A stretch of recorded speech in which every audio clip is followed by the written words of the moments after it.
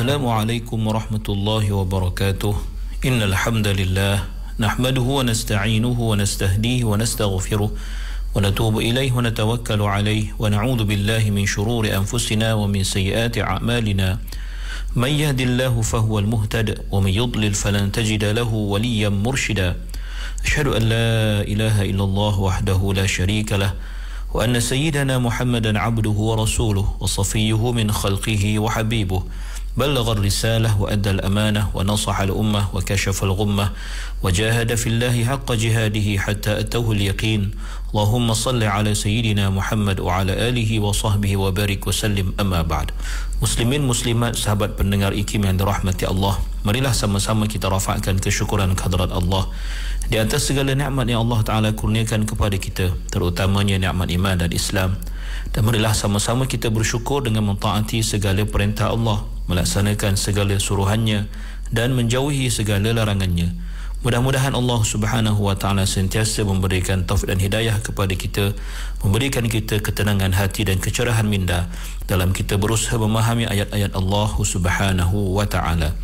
Muslimin muslimat yang dirahmati Allah, kita masih lagi berada pada ayat yang ke-27 daripada surah Al-Maidah. Allah berfirman, A'udzu billahi minasy syaithanir rajim. Watlu 'alaihim naba'a ibnai Adam bil haqqi idh qarraba qurbanan fatuqbila min ahadihima wa lam yutaqabbal min al-akhar. Qala la aqtulannak.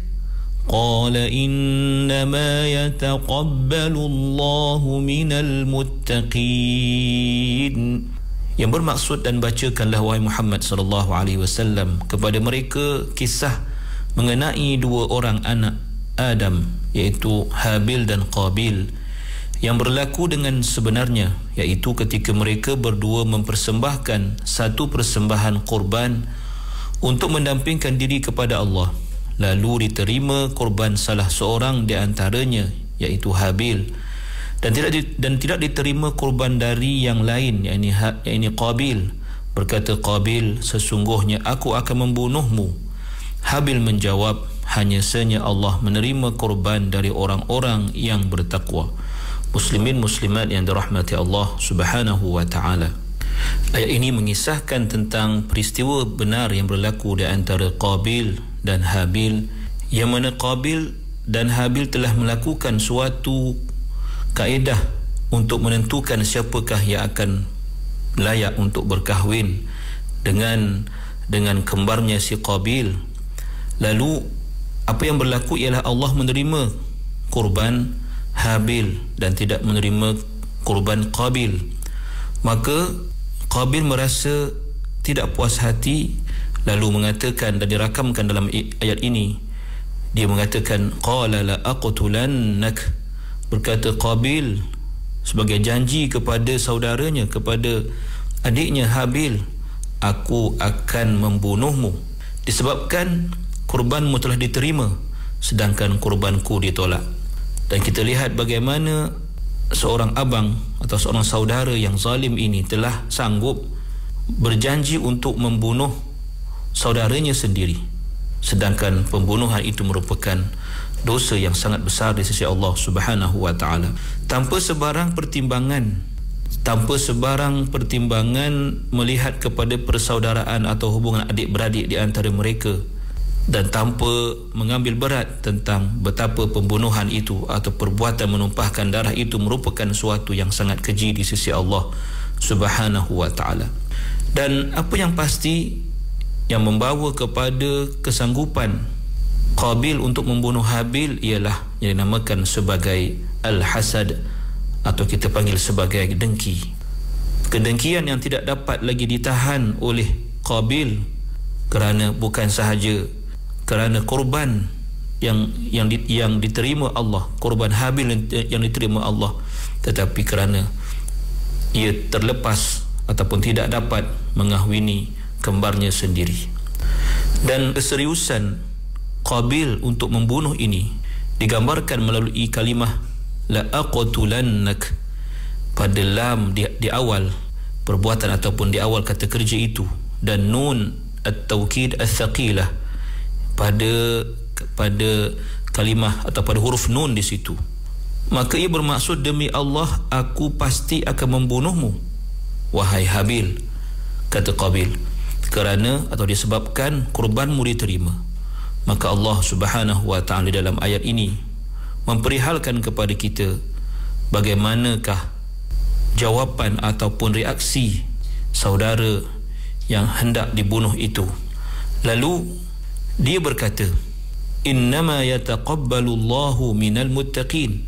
Bermaksud, berkata Habil kepada Qabil, menasihatinya dan memberikan panduan sebenar kepadanya, hanya sahaja Allah Subhanahu wa taala itu menerima amal ibadah ataupun sedekah ataupun kurban daripada hamba-hambanya yang bertakwa, yang sentiasa takut kepada Allah Subhanahu wa taala, sama ada secara sunyi-sunyian ataupun terang-terangan. Dan Allah tidak menerima amalan orang yang lain daripada orang yang bertakwa, termasuklah orang yang zalim, orang yang berhasad, yang dengki kepada orang lain di atas apa yang dikurniakan Allah kepada mereka, nikmat-nikmat yang diberikan Allah kepada mereka, menjadi punca orang-orang ini menjadi hasad. Maka hendaklah kamu wahai saudaraku Qabil menjadi sebahagian daripada orang-orang yang bertakwa, agar Allah menerima apa yang engkau lakukan. Muslimin muslimat yang dirahmati Allah Subhanahu wa taala. Al-Imam Az-Zamakhsyari dalam kitabnya Al-Kashaf menyatakan bahawa bagaimana kita boleh memahami pada frasa innama yataqabbalu Allahu minal muttaqin itu yang diungkapkan oleh Habil sebagai jawapan kepada kata-kata saudaranya Qabil, la aqtulannak, aku akan membunuhmu. Maka jawapannya ialah, apabila sifat hasad kepada saudara sendiri itu, sifat hasad disebabkan korbannya diterima, itulah yang membawa ataupun yang mendorong Qabil sehingga sanggup berjanji untuk membunuhnya atau membunuh Habil. Lalu Habil mengatakan, seolah-olah mengatakan kepada Qabil, sesungguhnya ia adalah ataupun apa yang engkau hasadkan itu adalah datang disebabkan daripada dirimu sendiri, kerana dirimu sudah tidak ada ketakwaan, dan ia bukan disebabkan oleh kesalahanku. Maka mengapa engkau hendak membunuhku? Mengapa engkau tidak menyalahkan dirimu sendiri, dan mengapa engkau tidak membawa dirimu kepada ketakwaan terhadap Allah Subhanahu wa taala yang menjadi sebab dan faktor penerimaan korbanmu itu? Maka sesungguhnya jawapan yang sangat hebat dirakamkan oleh Allah, jawapan daripada Habil, innama yataqabbalu Allahu minal muttaqin. Sungguhnya Allah Ta'ala hanya menerima amalan daripada orang-orang yang bertakwa. Dan merupakan satu dalil yang jelas kepada kita bahawa Allah tidak menerima ketaatan melainkan daripada orang yang beriman dan bertakwa kepadanya. Muslimin muslimat yang dirahmati Allah, mari kita sambung kepada ayat yang ke-28 daripada surah Al-Maidah ini. Allah berfirman, A'udzu billahi minasyaitonir rajim. لئن بسطت إلي يدك لتقتلني ما أنا بباسط يدي إليك لأقتلك إني أخاف الله رب العالمين. Yang bermaksud, demi sesungguhnya jika engkau hulurkan tanganmu kepadaku untuk membunuhku, aku tidak sekali-kali akan menghulurkan tanganku kepadamu untuk membunuhmu, kerana sesungguhnya aku takut kepada Allah, Tuhan yang mentadbir sekalian alam. Muslimin muslimat yang dirahmati Allah Subhanahu wa taala. Dalam ayat ini kita melihat dan menyaksikan bagaimana Habil, seorang adik yang bertakwa kepada Allah, menasihati abangnya yang cemburu itu, yang sedang dalam kemarahan dan penuh dengan hasad pada hatinya itu, agar menyucikan hatinya, memperingatkannya tentang hak-hak persaudaraan yang terkandung di dalamnya rasa kebaikan dan juga bertolak ansur. Maka Allah rakamkan dalam ayat ini, la in basatta basatta ilayya litaqtulani ma ana bibasiti yadi ilayka liaqtulak. Dan maksud basatta ilayya yadaka iaitu menghulurkan tangan.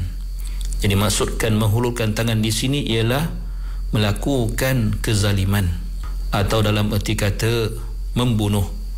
Bermaksud sekiranya engkau memanjangkan tanganmu iaitu untuk membunuhku wahai saudaraku, wahai abangku, disebabkan kamu ingin melakukan kezaliman dan disebabkan hasad yang ada pada kamu, ma ana bibasiti yadiya ilaika liaqtulak, aku tidak akan melakukan perkara yang sama, aku tidak akan menggunakan tanganku untuk membunuhmu. Kerana pembunuhan itu khususnya jika ia berlaku di antara dua orang saudara, merupakan suatu jenayah yang sangat mungkar, yang sangat dilarang oleh syariat Allah Subhanahu wa taala dan sangat tidak sepatutnya dilakukan oleh sesiapa yang mempunyai akal yang sejahtera. Dan apabila seorang abang yang zalim iaitu Qabil sangat bersungguh-sungguh dan begitu serius untuk membunuh adiknya Habil, dan digambarkan dengan frasa la aqtulannak, sementara si Habil pula menegaskan bahawa beliau tidak akan sama sekali melakukan perkara yang sama seperti yang disebutkan di dalam ayat ini. Dan kita lihat bagaimana pada frasa ini Allah memperlihatkan kepada kita, menggambarkan kepada kita betapa jauhnya perbezaan di antara kebaikan dan keburukan, di antara orang-orang yang mulia dengan orang-orang yang hina. Kata Al-Imam Al-Alusi rahimahullah, dikatakan bahawa Habil itu merupakan seorang yang lebih gagah daripada Qabil, akan tetapi dia tidak mahu untuk, bahkan dia sangat serius untuk tidak membalas jika abangnya ingin membunuhnya, dan lebih rela untuk menyerahkan dirinya agar dibunuh oleh abangnya semata-mata kerana takutkan Allah Subhanahu wa taala. Muslimin muslimat yang dirahmati Allah Subhanahu wa taala, bila kita lihat apa yang diungkapkan oleh Habil dengan terus terang kepada saudaranya yang ketika itu ingin membunuhnya, beliau mengatakan, aku sama sekali tidak akan melawan, tidak akan membalas dan sebagainya. Biarlah jika engkau hendak membunuhku kerana aku takutkan Allah Rabbal Alamin. Dan kita dapat lihat bagaimana ketakutannya kepada Allah Subhanahu wa taala, perasaan khaufnya kepada Allah Subhanahu wa taala, dan Allah rakamkan di dalam frasa inni akhafullah Rabbal Alamin. Dengan kalimah inni menunjukkan bahawa ia adalah suatu yang sangat tegas, sangat bersungguh-sungguh disebutkan dan diungkapkan oleh Habil itu, dan menjelaskan kepada kita bahawa Allah lah Tuhan yang sepatutnya menjadi sumber ketakutan kepada hamba untuk melakukan apa jua yang dilarang.